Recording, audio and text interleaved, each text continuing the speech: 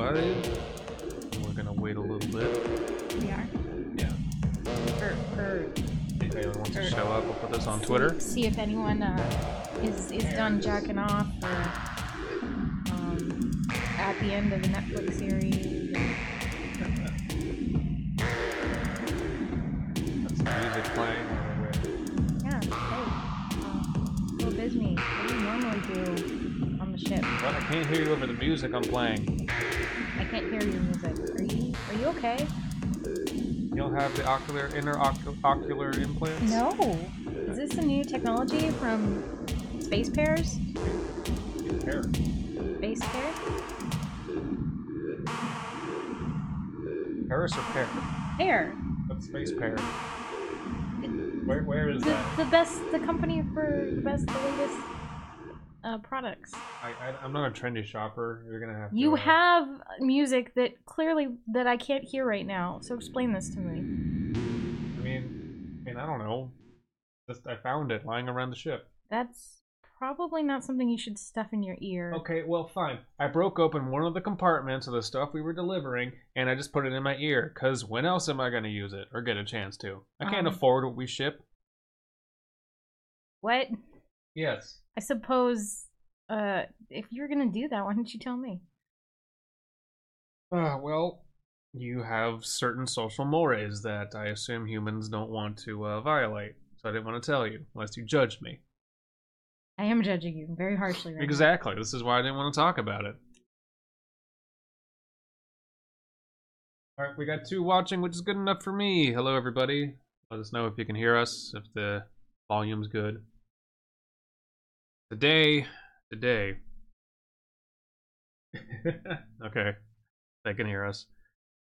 Beth says Paprika's going to judge regardless. Yes, that's true. You will find any excuse to judge me. I've learned this. I'm judging Beth right now for listening to this. So today's story is by friend of the channel, Hello There, who's awesome, also known as Jethro Reading. Hello There 32. Yes, technically. The 32nd Hello There. So there's a long distinguished line of Hello There. He's not 64-bit, he's 32-bit. Oh, well, we still love him. Or he's 32 years old. I don't know. Or he has 32 base pairs. I don't know. 32? That's a very advanced life form. Or 32 chromosomes. Oh, okay, so today we're reading a short sci-fi story posted by Jethro Reading called Cyberpunks. So what's in this posting? I can't tell if the first thing I'm looking at is an advertisement or a picture related to the story, because it's an ad. It's an ad because it's an ad on mine. Okay, definitely. Okay, Beth is multitasking by watching a movie with a friend and listening to this. Oh. Okay. So we need to be more entertaining of whatever movie she's watching. I don't think. It's too much pressure. Well, it could be a bad movie. Who knows? Yeah, is it a B movie? A B horror movie? Is it a terrible movie? Well, I'm sure she'll tell us.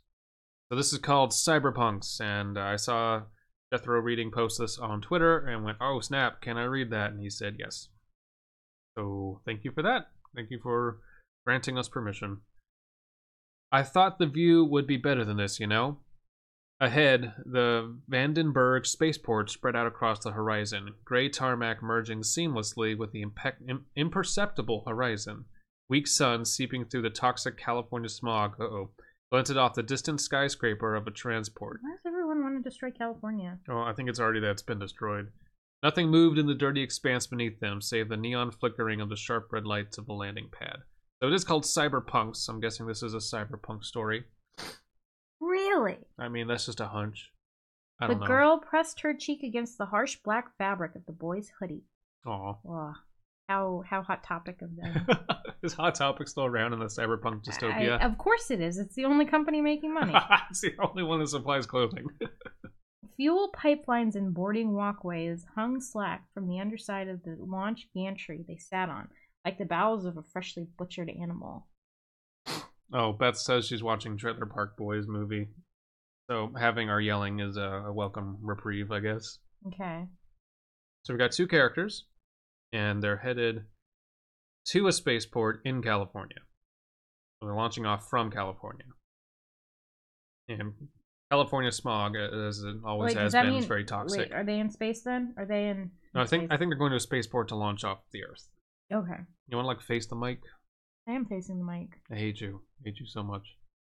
What did I do? When you're recording, face the mic. Oh my god. Ugh. They don't need to hear this. Yeah, he sighed apathetically. He took a final drag on the cigarette.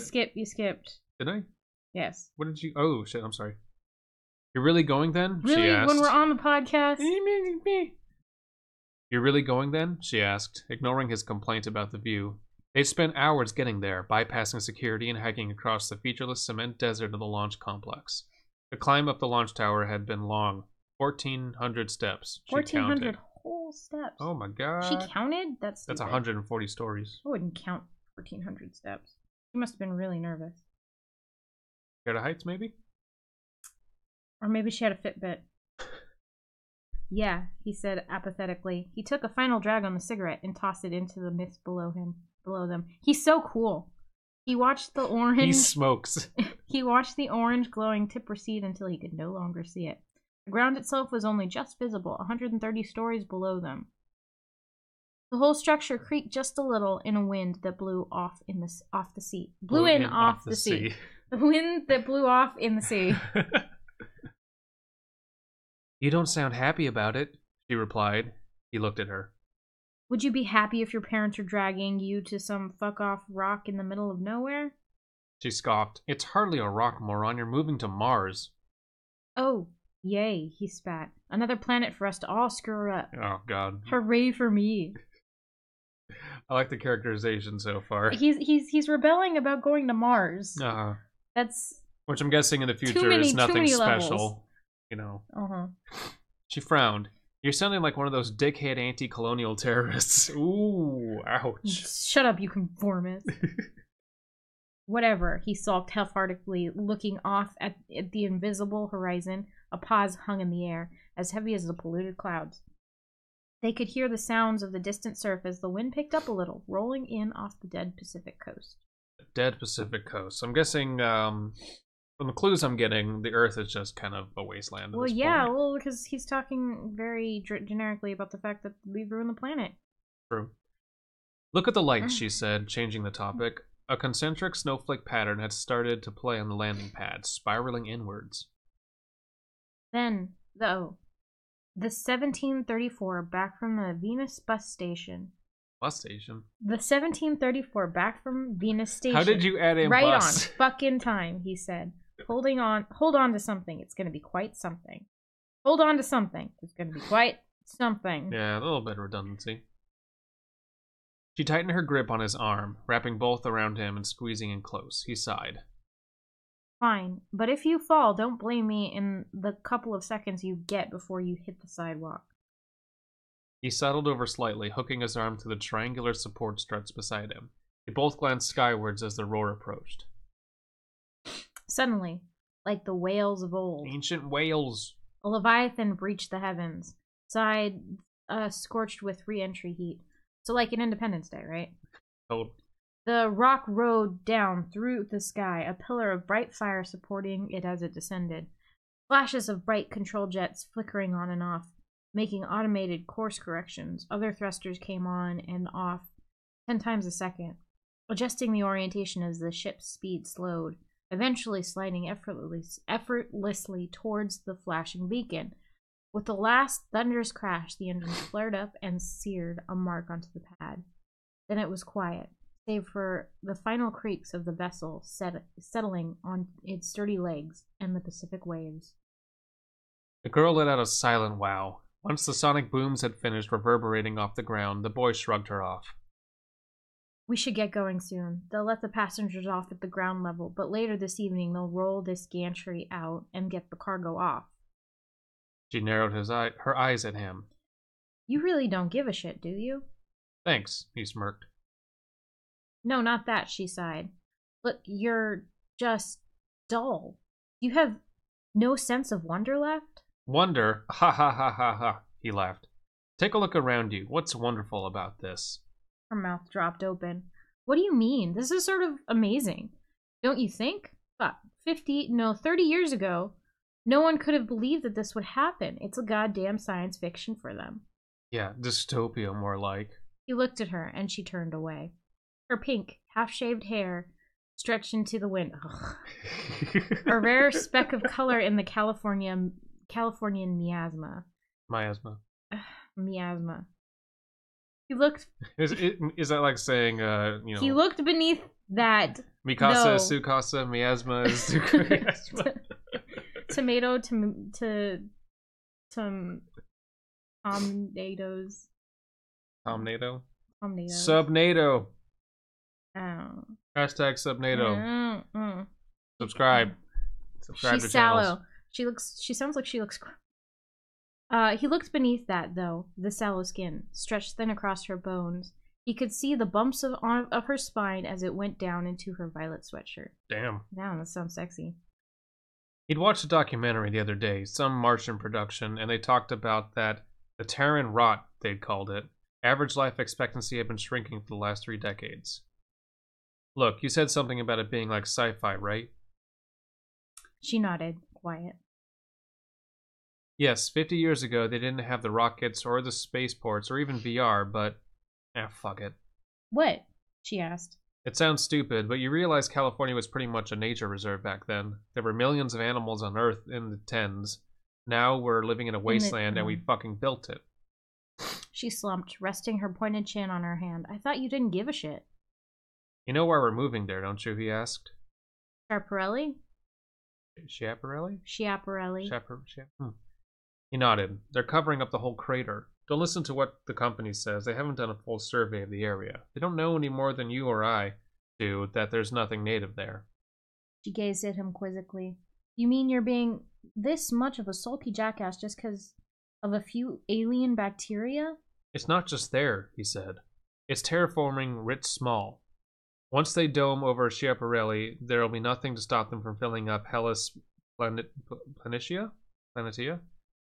The whole southern basin. All it takes is just one of their testbed projects to be successful, and they're going to take that whole planet and turn it into as much of a shithole as this place is. Mars may be the red planet now, but don't worry. It'll be gray and corporate within a few years. So, this is a very, very common, not just cyberpunk, but sci-fi setting of what do humans do when they get to a new planet, if not just repeat the same mistakes. Yeah, well, we read this in Martian Chronicles. We did read this in Martian Chronicles. Where somebody straight up went batshit crazy and started killing his fellow astronauts. Because he was like, oh crap, we're just going to repeat our mistakes again. So, yeah.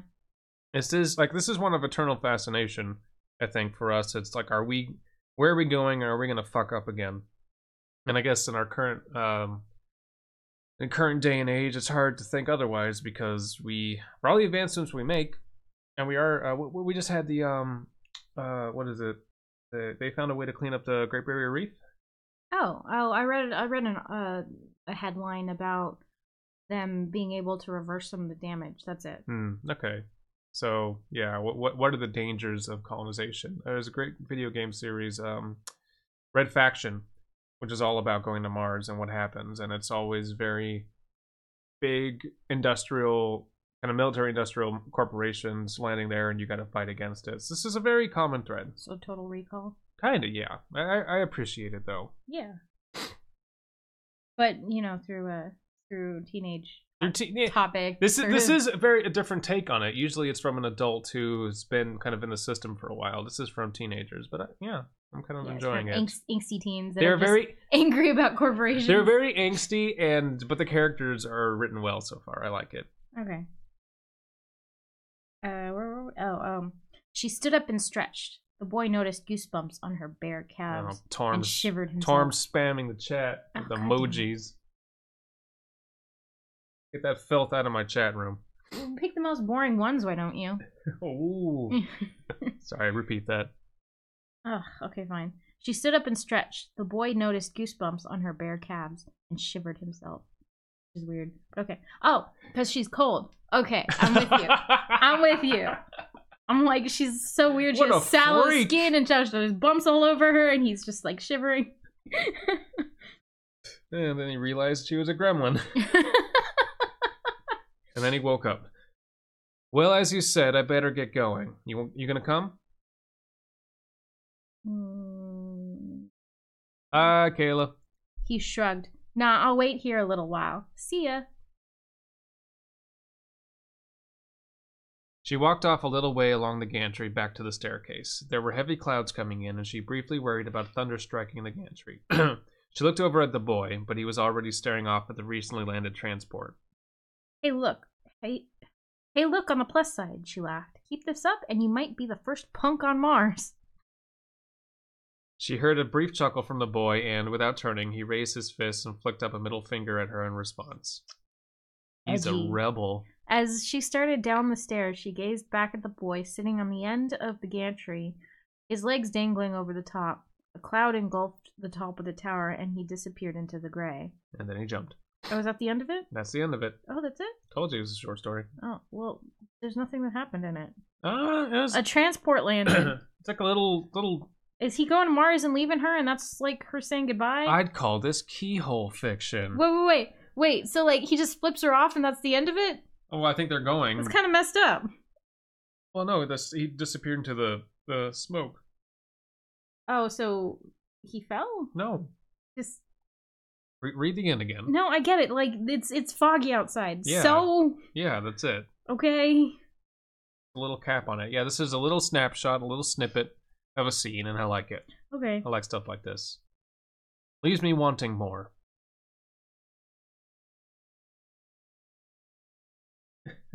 What a dick. A little bit, yeah. But he's young. He's got to be 15 and, angry at the world. Conformists. So that was Cyberpunks by Jethro Reading. They're punks. Oh, okay. I want to see... How is this cyberpunks, though? In what ways? It's dystopian, and it's all about corporations controlling everything. They're going to be Martian punks. They're going to be Cyber space Martians? transport punks. Cyber Martians? Cyber Martians. Maybe. They're not going to have any hair dye once they get on the transport to keep up their punk lifestyle. Men go to Mars, women are left on Venus. Left, like we leave them behind, like we throw them off the Earth and they just land on Venus. No, we leave them there. We drop them off on Venus. Oh, okay. Mars is where it's at, apparently. And then we make snide comments back and forth across the cosmos. They're about to dome Mars. Okay. Do we have another story? Yeah, that was super short. So that was super short. Let me look up another one. You're doing a terrible job of filling in time. Oh, I heard. I was listening to the music that you were playing in your brain. Oh, that's what it sounds like. Right? Did you get another implant? Did you find one? No. Oh, then how'd you hear it? I'm just making an assumption that that's what it sounds like. Well, you're very, very off. It's the wrong key. It's the wrong tempo. You suck. Read Ray Bradbury? What now? Which one? I suppose we could. Is Ray Bradbury in the public domain? Might be. I don't know. I mean, we could go grab the Martial Chronicles book if we wanted to. I don't think that's in the public domain. Alright, I keep seeing this one in on my list. So I'm just gonna do it. Because that always ends so well. I know, right? What? Oh, I want to share. Why would you do this? No, I'll just read it off your phone. No, you won't. No, you won't. Don't give me that. I heard that. Ugh. You always have to make things so difficult. It's not difficult. You just can't phone. I can phone just fine. You cannot phone just fine. Every phone you have, you struggle to phone.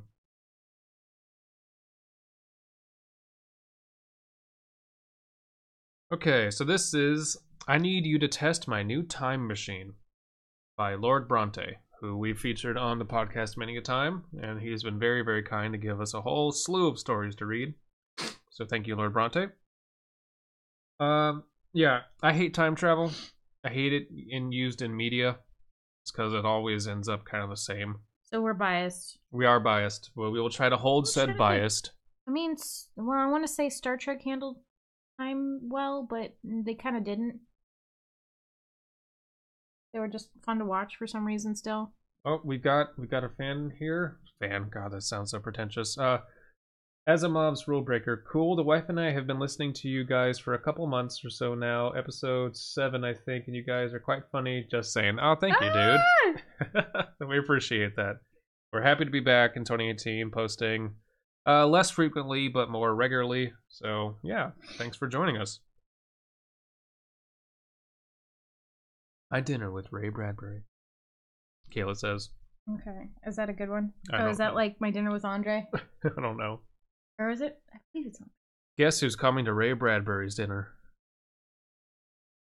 Okay, so I Need You to Test My New Time Machine. No. By Lord Bronte. Okay, fine. As in the short sci-fi stories Reddit. So here we go. I need you to test my new time machine, the professor commanded. I knew I shouldn't have slept in on the day we had to. I knew I shouldn't have come to school today. I knew shouldn't. Oh wow. Okay, so it should be. Just read. I'm trying. I went back twice and it made a mistake. I knew I shouldn't have slept in on the day we had to choose work study. I could be pulling shots of espresso for co-eds right now, but no. How far back in time am I going? The professor looked shocked. Not back in time. That would violate all logic, all causality. You stupid bitch. Quickly, he uncapped an expo marker and... Wait, we have a time machine, but he's still using expo markers? Of course. Those dry erase is the best thing ever. And began scrawling lines on a whiteboard. Time is a stream, he began. We can travel it, but not divert it. Yeah, see? This is what I hate about time travel. No, I hate it when professors do that. Like, you think you get something, but then they say, no, wait. Remember that A plus B equals C, and all the way back there. So it's like... Tell me how you really feel. I tilted my head, feigning interest. There always must be a cause and effect, a timeline of events, unbroken and uncontradicted, causality. I don't get it, I said truthfully. Lord Bronte has a very good way of writing. Mm-hmm. I've struggled to like define it as unique because I guess we just haven't read enough, but well, of course, he's very experienced. He's knighted. He is a lord. I haven't read a lot of his stories with tons of dialogue. So I think this is a first. I'm probably getting that wrong, but I like the dialogue so far. It's very, very relatable. He looked impatient. We must obey causality. Our universe has already lived through the past. Neither you nor any other time traveler has ever appeared in history. Therefore, you can't go back. Only forward. The future. Cool. I get it. The professor shook his head. Let's get to it. He paused.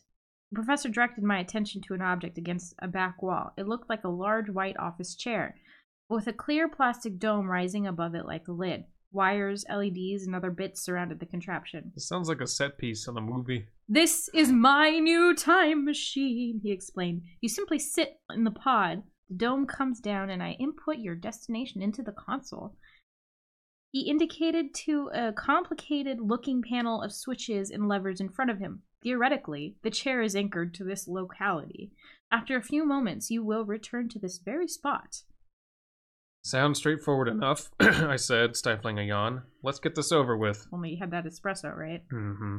I started walking towards the chair, and reality fogged around me. The chair disappeared before I could even look at the professor in the eye. The chair had returned. It was different. It wasn't empty. Well, okay. Wait, okay. I started walking towards the chair and reality fogged around me? Yeah, so he didn't get in the chair yet. Okay.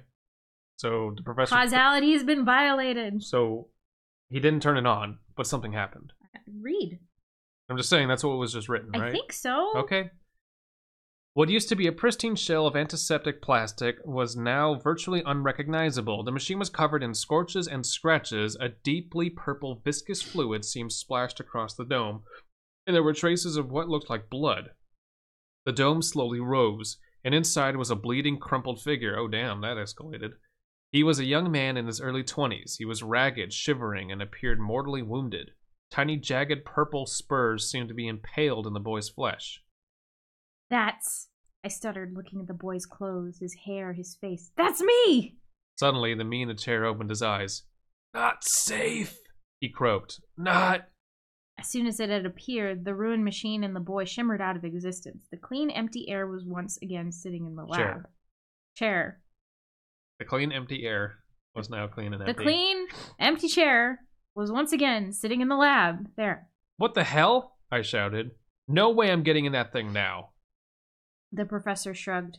Causality. With a swift, surprisingly strong motion, he shoved me, stumbling into the chair. The dome closed above me, and the last thing I saw was a professor pulling a lever. What the hell? What a dick! Jeez. Both of these stories end with the same comment. What a dick. Maybe the professor was the same emo punk kid. That's him in the future. He grows up to be a jaded old professor. Sounds about right. Oh my gosh. President Kanye. Oh no. Oh, okay, well, that was also very short. I'm going to have to find another one. It's cool though, we're getting through our backlog.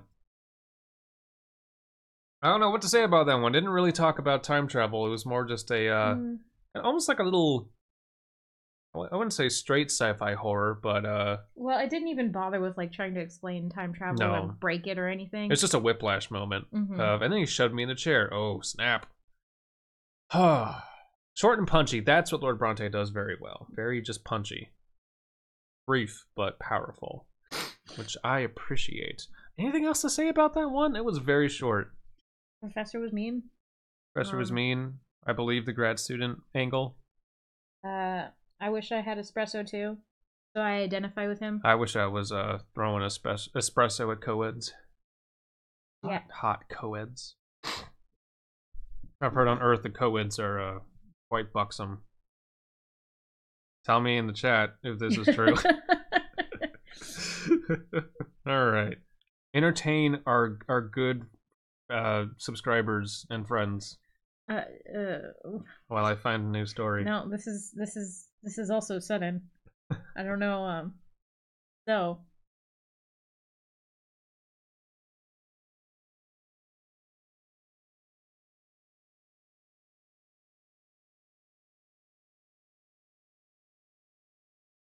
Oh, this is a writing prompt. God damn it. Writing prompt? How did I even find this? Why is this in here? Oh, whatever. One of these days we should make up our own story. Like on the spot. On the podcast. That would be fun. You know how hard that'll be? Nope. No, I've never done it before. It's gonna be tough, but we'll do it. Oh, these are all writing prompts. Why did I save these? I guess because I wanted to write something? Alright, well. Looking for a new one. Say things into the microphone so there's not so much dead air.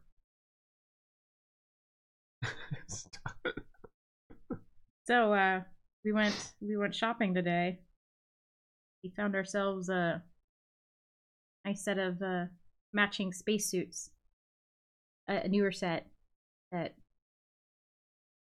had attachments so that we could drink beer at the same time. So we weren't so bored on the planet. Okay, so here's another incredibly short one. I just want to read. Anything interesting in the chat? Stop listening to Rush. No. I will never stop listening to Rush. I wasn't talking to you. Doesn't matter. How dare you tell people to do that? Find anything good? I found a really short one. They're just getting shorter and shorter.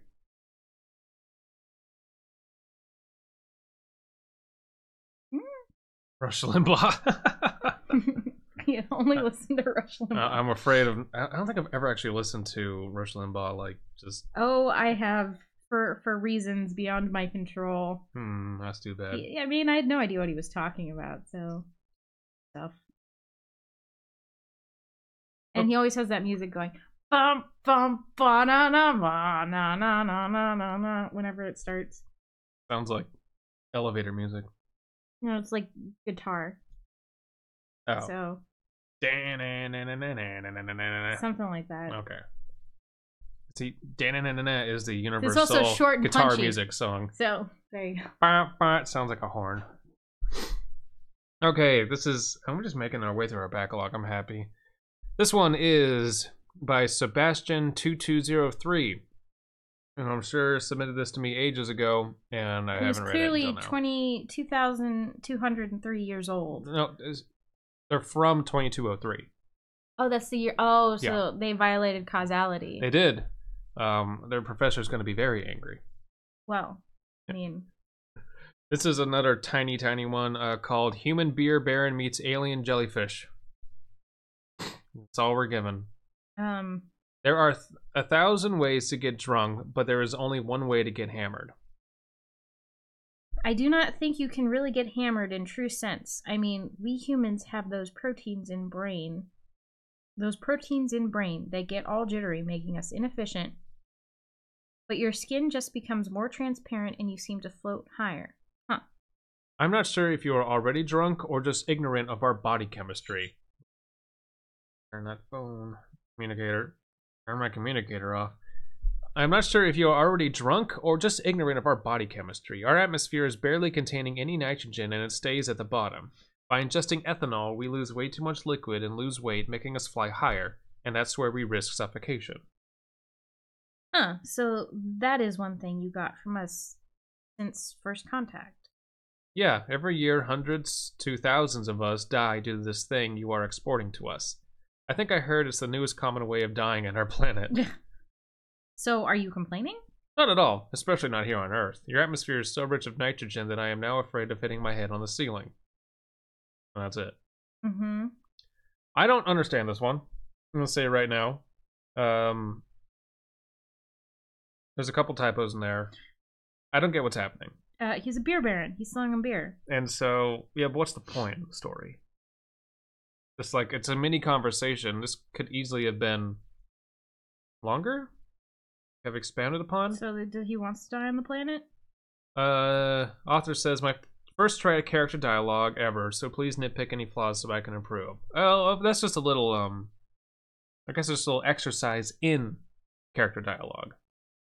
Okay. It's hard to say if it's good or not in just given the context. It's very short. It's very short. There's lots of words. Yeah. Interspersed between the dialogue, it would have been nice to have like just little sentences saying the jellyfish appeared to change color as if its mood was changing, or the beer baron looked visibly uncomfortable as he fiddled with something on his desk. I don't know. Now we have October jellyfish. October jellyfish. Octoberfish. Yes. But I do like the idea of I know somebody can come up with something better than that. Sentient jellyfish getting tore up. Come on, give us some puns.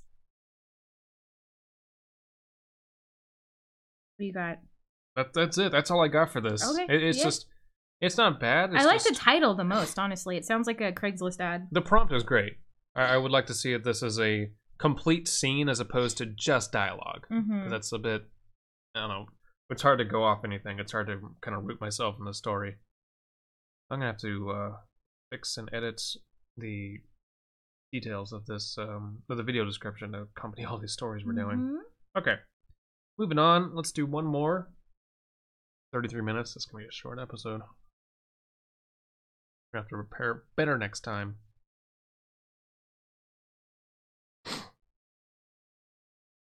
Uh-oh. Somebody's making something.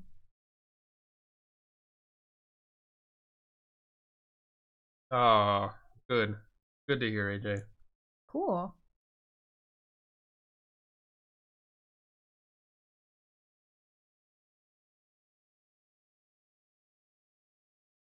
What do we got here?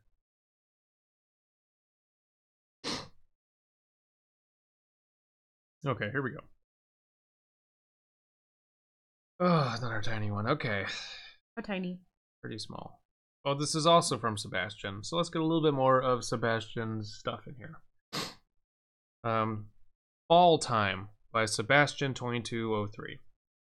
Fall Time? I should probably send you this, shouldn't I could probably find it, maybe, somewhere on the ether. Maybe not. In the ether. In the ether.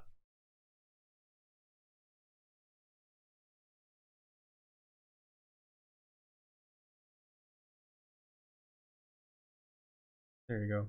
Did find a story called Haiku. Haiku. I think that's related. I searched Fall Time and got Haiku. Haiku Maiku.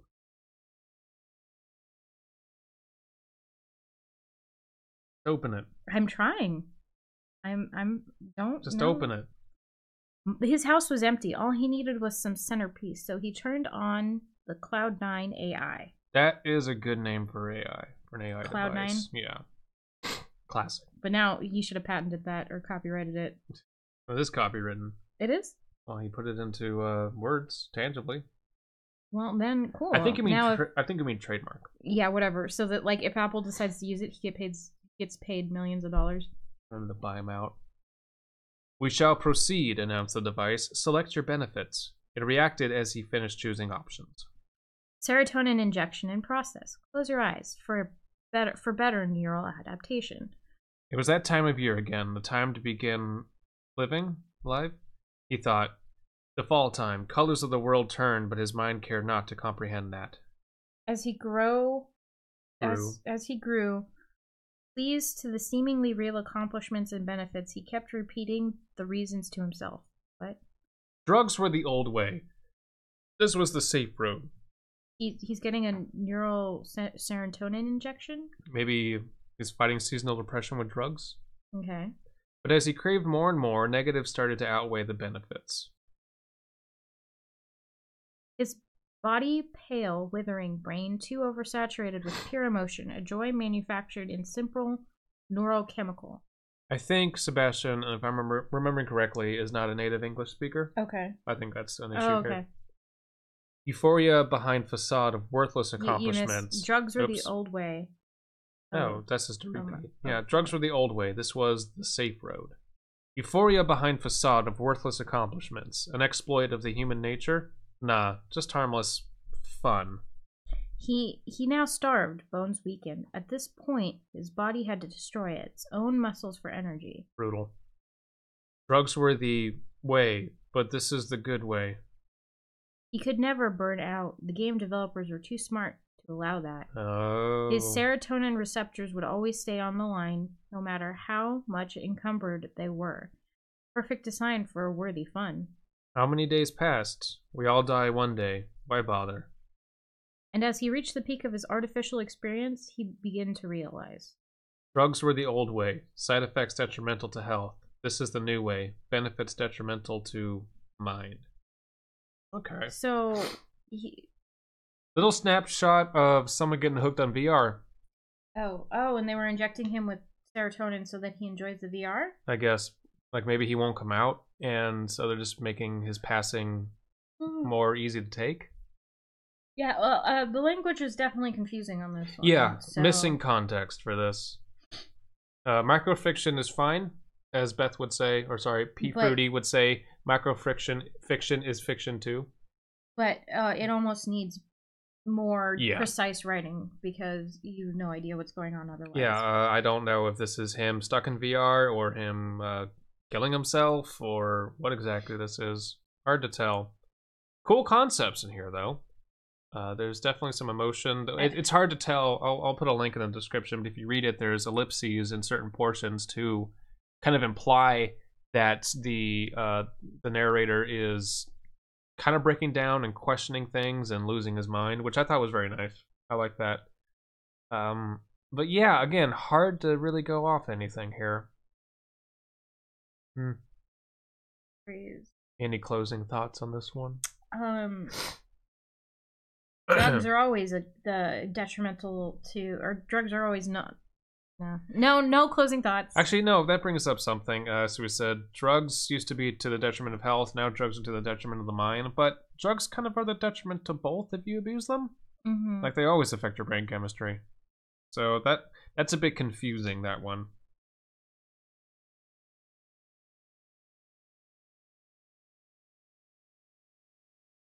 What? Are we cutting off? I don't know. You motioned to me, and I don't know what you're saying. We've been going for 40 minutes. Gosh, I don't know. I want to do at least one more. Try to get like 50 minutes here. Chemical assistance. Have we done this one?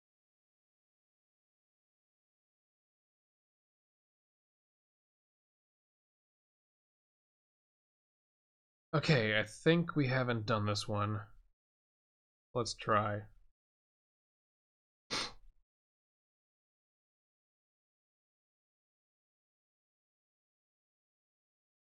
I don't know if this one's straight sci-fi or not. Yeah, whatever.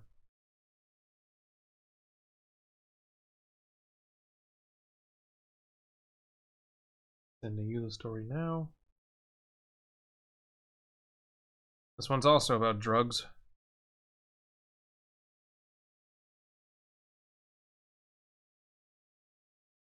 Another one by Lord Bronte. This is the Lord Bronte Sebastian 2203 hour.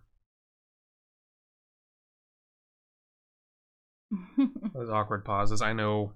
Because someone isn't filling up dead air. Say things into the mic. Okay. Gosh. I'll say chemical existence. My name is Frank and I'm a genius. This is also from this is from Short Scary Stories, actually. But I think Okay. Lord Bronte assumed that this was sci-fi enough. I'm a chemist, and not the boring kind who works for Dow or Monsanto poisoning rivers. I'm the fun kind. Don't give me that look. We all got our addictions. Live and let live, pal. I used to cook crystal, but that was too easy. Plus, I'm not on the world's biggest fan of uppers. I'm not the world's biggest fan of uppers. My brain is already going a mile a minute without chemical assistance. That's why I like to slow down, unwind, and get small. Smack is a little harsh for me. It gets you some good fuzzy lows, but opiates clog the brain. I want to keep my feelings sharp while having the edges of the world softened. Maybe closer to falling down a K-hole. But again, ketamine is too blunt an instrument. This is a lot of... Wow, there's a lot of drug talk here. Yeah, a lot of, albeit convincing wordplay around drugs. And the last story was Sebastian, right? There's not... this one's Lord Bronte. Okay, so I guess everybody just loves drugs. I mean, yeah, who doesn't? They're awesome.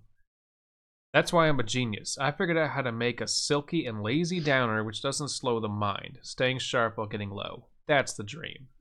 A few over-the-counter products, some less than legal additives, and a genius mind was all I needed to craft some tasty little pills. As a responsible citizen, I test my creations on myself. Gulp. Whoa. Shit. The world is like... Whoa. So we're getting an account of someone writing whilst on drugs that they're testing on just themselves. Starting out, because he's like, I'm genius! I just made the best drug ever. Find out if it kills This me. reminds me of when Alan wrote his Jeff the Killer thing on Vicodin. I think you read that to me. Oh my god, it was amazing. Everything's spinning and shaking and moving at like a zillion miles per hour. It's light, then dark, then ow, geez, really bright. Flashing lights? Where am I? What's going on? Okay, things are clearer now. The world is still moving at like major fast forward. But the scene isn't changing anymore. I see a ceiling, walls, I'm in a bed. It's day, then night, then day. Blue and white blurs are moving everywhere like a crazy light show. Is he in a hospital? Let me focus. Okay, the blurs are people. This is a weird bed. Oh, a hospital bed, called it. Blues are nurses, whites are doctors? Okay, this makes sense. Oh, so he's going super fast. Yeah. There are others. No, he's going super slow. Everyone's going fast around him, I think. Ah. Like he's perceiving. Yeah, okay. Or are you right? Shit, I don't know now. I need to try some of these drugs to find out. He's going... If everyone around him is going... Yeah, no, if everything around him's going fast, that means he's going slow. Or he's perceiving things very slow. Yeah. Yeah, okay. So he's not moving very fast. All right. Your turn. Oh. There are others. Stay still. Okay. Sometimes they don't move for like a second. I think that's... Yeah, that's my family. My mom. I blink. She's gone. Help. I'm here. What's going on? I blink. They're blurring around. They go away when it's dark. They come back. I look around, crazed. Help me. I'm in here. And then we have a line break. Frank's mother walked back into the long-term care ward of the hospital. She looked down at her son, her poor son who fried his brain with those drugs. Oh. His eyes were wide open. His eyes were almost always open, except for an hour or so. Several times a day, they would when they would close. She hoped he was resting then. His mouth was also open. It did that sometimes. She'd go to sleep, and when she woke up, it would be closed, or twisted in another position. The doctor said his heart was barely beating. Brain function was basically undetectable. It had taken many tearful weeks and dozens of desperate conversations. But Frank's family helped made their decision. Uh-oh. Oh, good. He was always so alive. He wouldn't want to stay like this. He would want them to end it for him. Oh gosh. Damn, that was heavy. That was awesome. That was heavy. I like how it starts out. He is a genius. He is. And if they knew what happened, they'd all realize his genius. Oh, that's tough. Oh, that was good though. Again, very punchy. I like how it starts out humorous. I am a genius, and I'm going to test drugs on myself. And we're all like, yeah, sure you are, pal. And then you start to feel pity because he really messed up. Yeah. Well, I mean, maybe it's reversible. But like they're not going to find out. I think they perceive that he's in a vegetative state. Well, and he's not coming out. I'm sure the drugs would take time to clear his system, but what's time? You know, like has this all been an hour for him? You know what I'm saying? That's How long would it take to clear his system if he's metabolizing so freaking slow that they can't perceive it? That's scary. Yeah. And how close is it until? Yeah. Oh man, I don't like thinking about that. It makes me uncomfortable, which is the mark of a good story. Yeah, oh no. That's what I like about sci-fi stories is when they make you uncomfortable because of whatever concepts. Catch her in the club. Oh, yeah, good job, Lord Bronte. That was did not see where that was going. Always good. I'm scared to take Advil. That's one of the comments. Advil, meh. Adderall. I'm scared different. To take Advil. You're scared to take Advil? Yeah, why? For reasons. Because it's a crazy human earth drug that could give you cancer or something. Earth drugs have not passed galactic drug administration standards. I heard that on a listicle from the nearby I told you planet. to stop reading listicles. They're full of bunk science. It's all fake news. That's what I hear people on Twitter saying all the time. Why does everything always want me to log in and sign up? Gosh. Leave my phone alone. Stop advertising to me. Oh, well, I think that's all the time we have tonight. A little bit of an update. We're working on a script, kind of some talking points for a big upcoming episode. It won't be a live stream. It'll be a properly edited episode. It's going to be a review. Looking forward to it. Been doing research and getting footage. Anyone who follows me on Twitter probably knows what I'm talking about. So that will be coming out later this month. Yeah, that'll be fun. Yeah, that will be fun. Okay. I just had to whisper the answer to you. Good to know that you don't even know what we're doing. Why do you make these things public? Because it's fun. Because it generates interest. Okay, you know that thing you're supposed to do for your podcast? All right. Oh my gosh. Okay, so anyway, thank you everyone for joining us last minute. If you have any sci-fi stories, short sci-fi stories you want to submit, please do, because I'm running out of my backlog for once. I will be reaching out to authors soon and getting some more. But yeah, thank you everybody. For all the new people, welcome. We passed 100 subscribers not too long ago, which is nice because then we have our own URL. But yeah, we're enjoying this, and we like the feedback, and we like the cool authors we're meeting, and the stories we can share. So we like having communications with others. Bye nerds, as Tormental says, which is accurate.